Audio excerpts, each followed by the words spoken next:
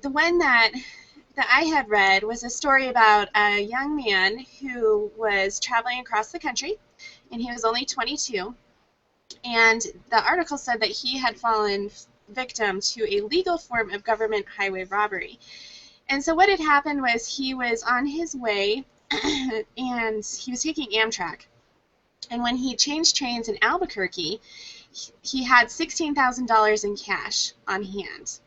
And so, somehow the agents with the DEA got on the train and started looking for people who might be trafficking drugs.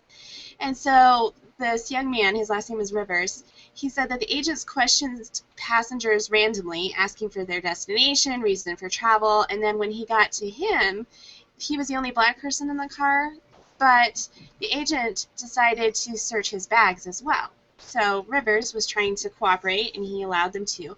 And the agent found the $16,000 in his bank envelope, and they just took it. And so he was begging them not to take it. He even got his mom on the phone to verify his story of where the money had come from, and it didn't matter. And what really bothered me about this story was that it said that these agencies actually get a piece of whatever the asset is that they seize. So if it's cash, they get to keep a portion of it for their department.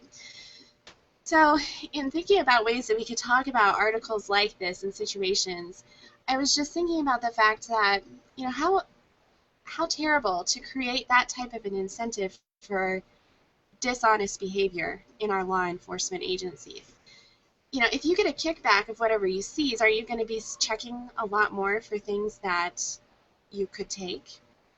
And so what I was thinking is this could be a good way to start a conversation about loser pays, because these victims are having to hire attorneys and go to court to sue the counties or the agencies in order to get their property back. So let's say that $2,500 of your money is taken and you have to pay $1,200 in legal fees in order to get it back. I was just thinking, this would be a great way to talk about our justice system and how if the judge finds that the agency took your property or your money unlawfully, that they should not only have to return the money completely, they should also have to pay interest on it, and they should have to reimburse you for any legal fees that you had to incur in order to get your property back.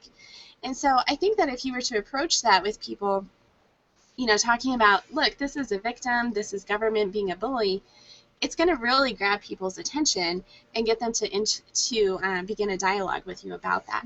Yeah, wouldn't it be great if the cops, who, by the way, I love the cops, I'm not into this whole, but wouldn't it be great if they had to take some risk if they were going to take your money?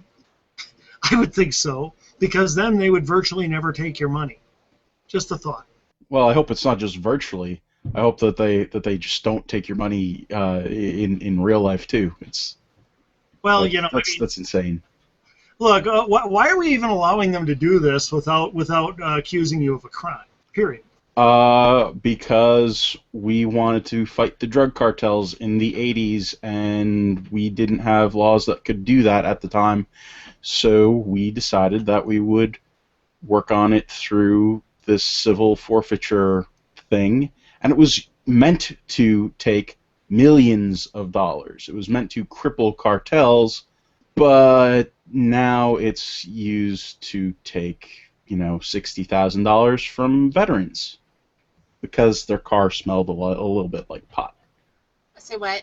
In my story, we have a guy who is a decorated Air Force veteran, who was, driving from the Midwest to California, and he had $63,000 in shopping bags in the back of his car.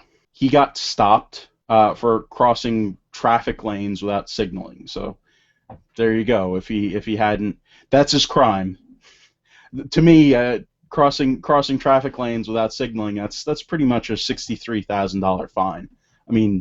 In usual situations, wouldn't you say? So he was on his way to visit his uncle in Los Angeles, and he was planning on using the $63,000 for a down payment for a house. The cops pulled him over.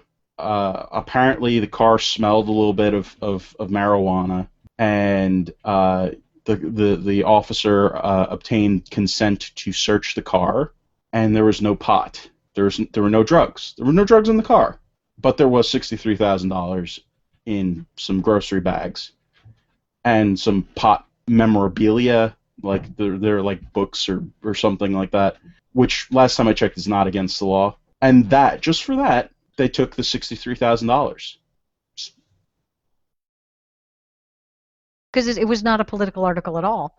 It was just an article about how it was helpful for him to have that hand up out there. And he walked in off the street with no experience at that organization, with no employment record, and somebody hired him who had no idea that he would even show up the next day or not steal from them that day at a low wage, and give him and put him on that first step of the ladder.